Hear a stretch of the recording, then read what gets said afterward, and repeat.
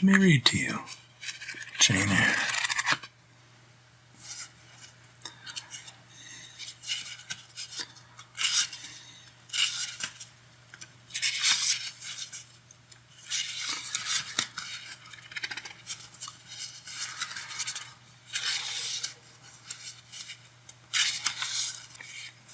Chapter 1. There was no possibility of taking a walk that day.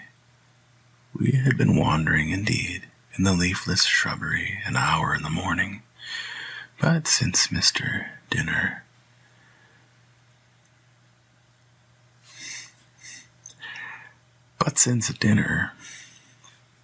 Mrs. Reed, when there was no company, dined early. The cold winter wind had brought with it clouds so somber, and a rain so penetrating, that further outdoor exercise was now out of the question. I was glad of it.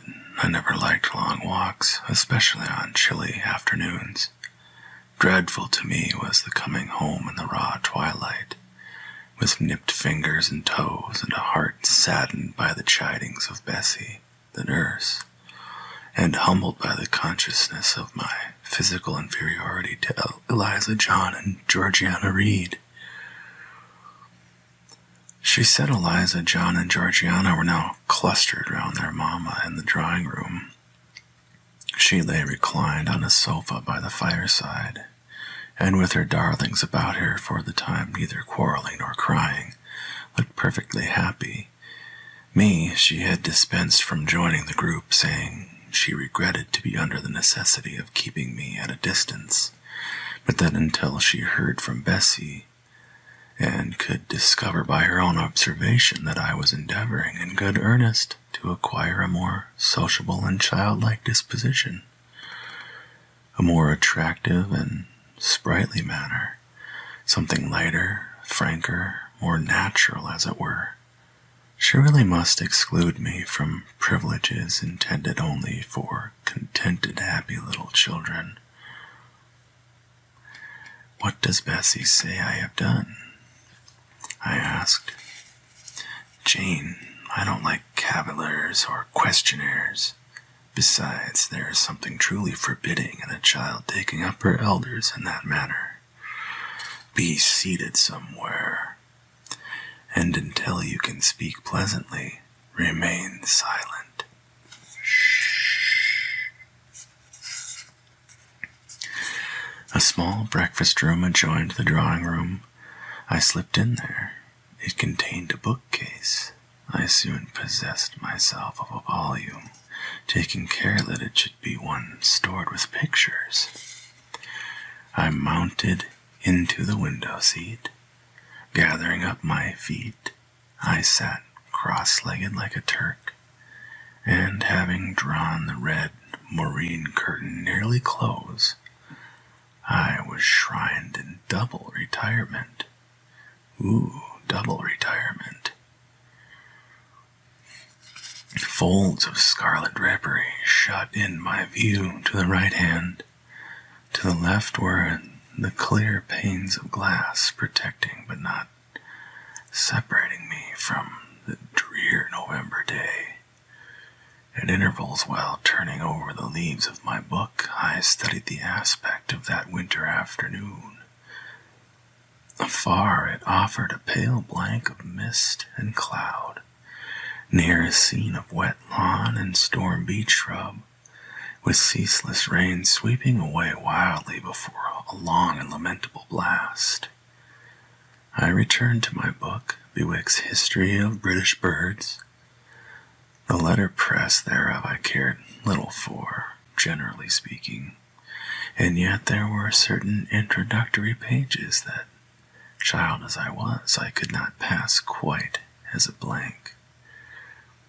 They were those which treat of the haunts of seafowl, of the solitary rocks and promontories, but them only inhabited, of the coast of Norway, studded with isles from its southern extremity, the Lindness or Naze, to the North Cape. where the northern ocean in vast whirls boils round the naked, melancholy isles of farthest Thule, and the Atlantic surge pours in among the stormy Hebrides.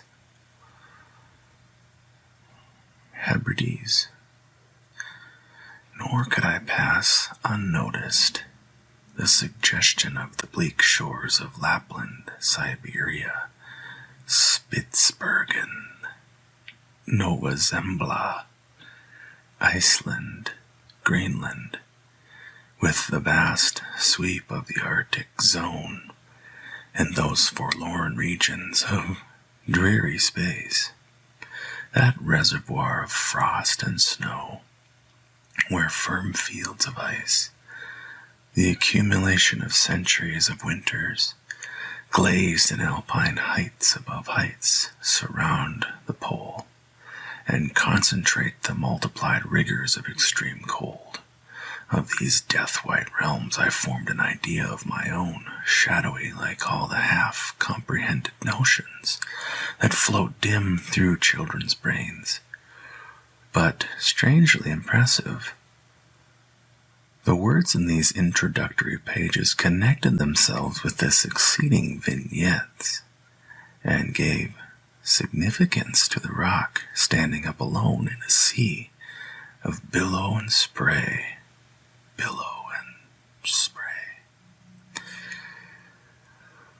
Where was I?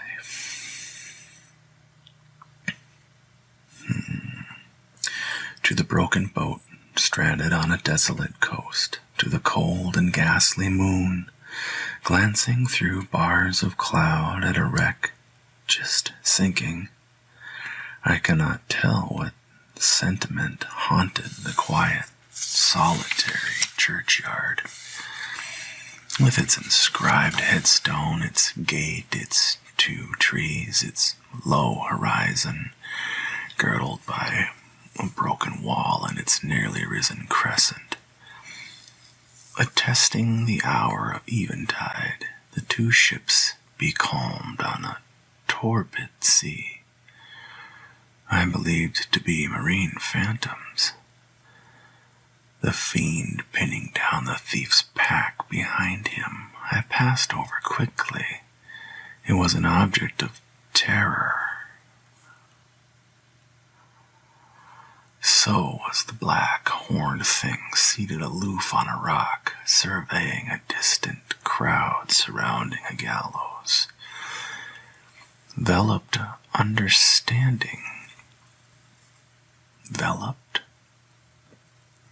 understanding and imperfect feelings, yet ever profoundly interesting as the tales Bessie sometimes narrated on winter evenings, when she chanced to be in good humor, and when, having brought her ironing table to the nursery hearth, she allowed us to sit about it.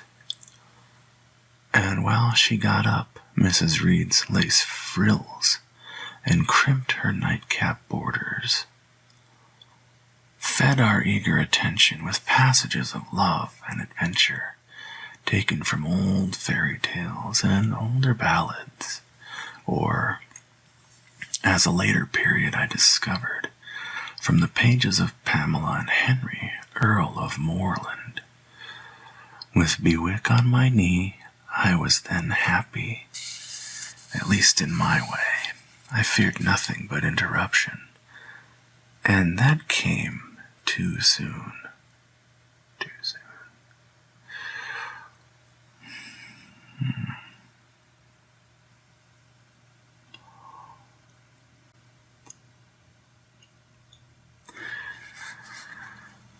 The breakfast room door opened. "Bon, Madame Mope," cried the voice of John Reed. Then he paused. He found the room apparently empty. "Where the dickens is she?" he continued. "Lizzie?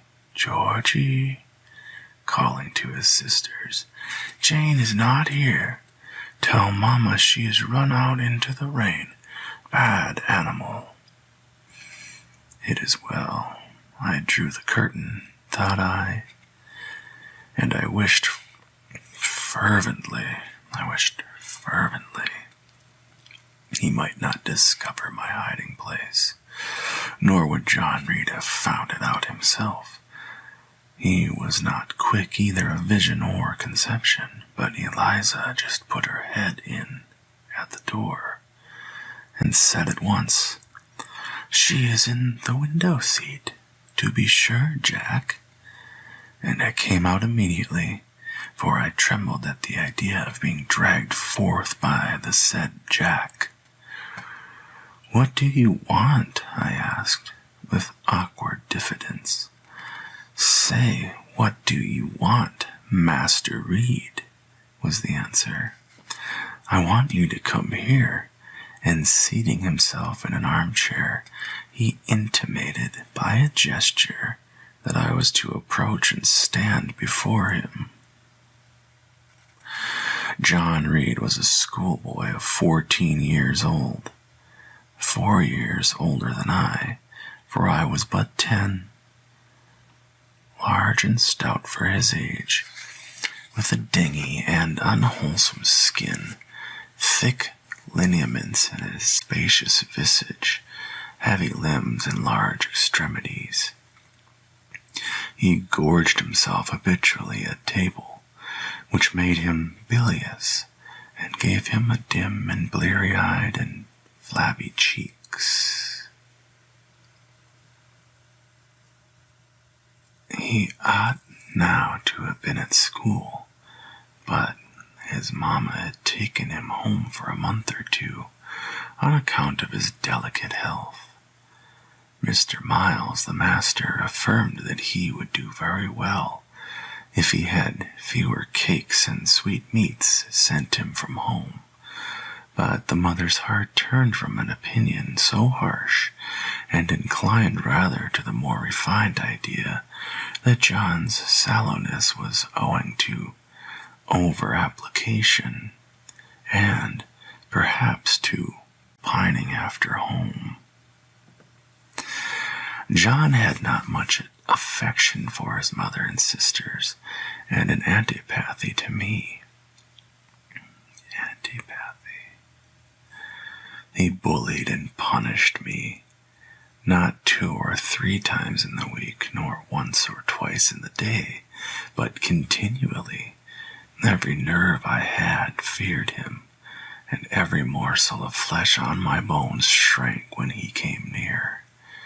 There were moments when I was bewildered by the terror he inspired, because I had no appeal whatever against either his menaces or his inflictions. His menaces or his inflictions. His menaces or his inflictions.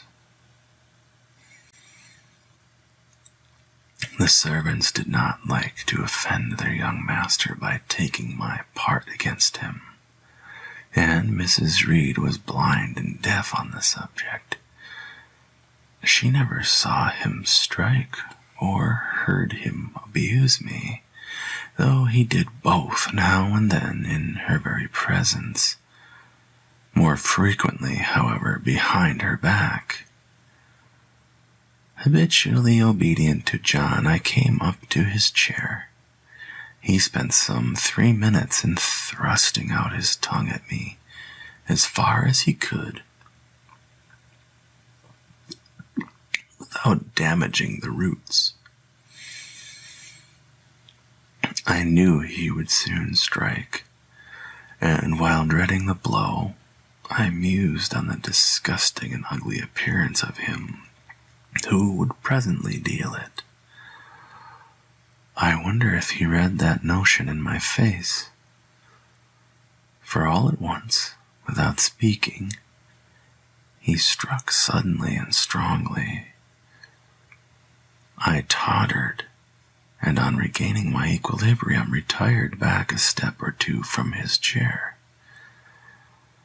"That is for your impudence in answering Mamma well since," said he.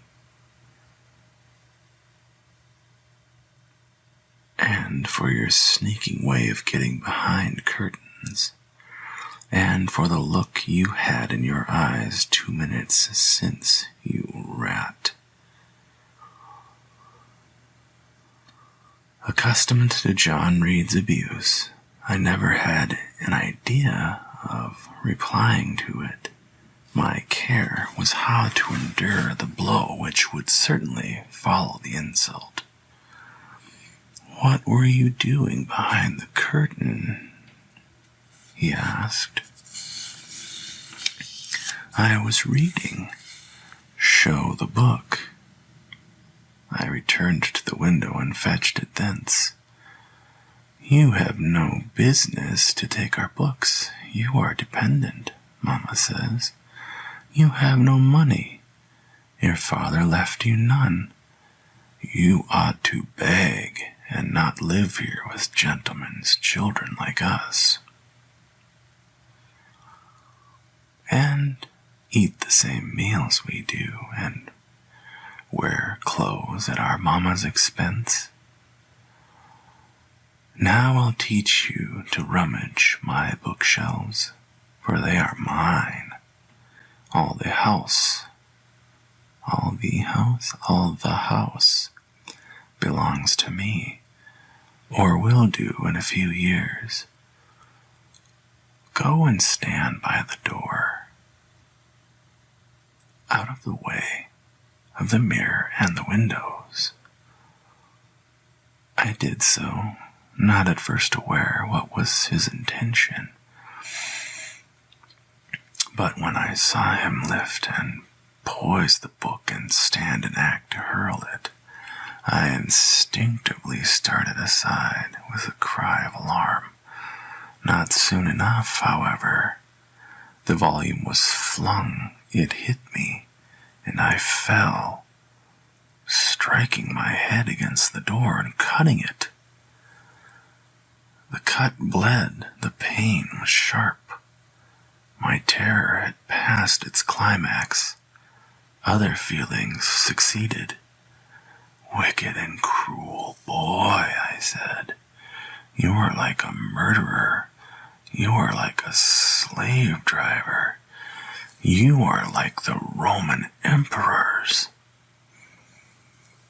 I had read the goldsmith's history of Rome and had formed my opinion of Nero, Caligula, etc. Also, I had drawn parallels in silence, which I never thought thus to have declared aloud. What? He cried. "Did you say that to me?" "Did you hear her, Eliza and Georgiana? Won't I tell Mamma?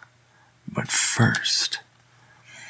He ran headlong at me. I felt him grasp my hair.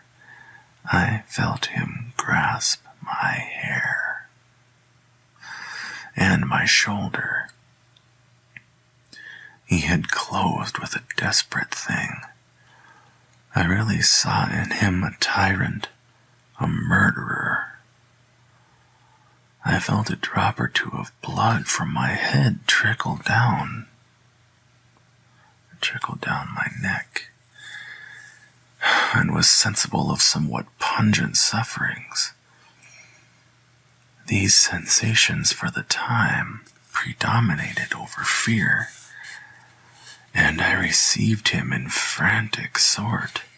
I don't very well know what I did with my hands, but he called "Rat, rat," and bellowed out loud. Aid was near him. Eliza and Georgiana had run for Mrs. Reed, who was gone upstairs. She now came upon the scene, followed by Bessie and her maid Abbott. We were parted. I heard the words, "Dear, dear." What a fury to fly at Master John! Did ever anybody see such a picture of passion? Then Mrs. Reed subjoined, "Take her away to the Red Room and lock her in there. 4 hands were immediately laid upon me, and I was borne upstairs.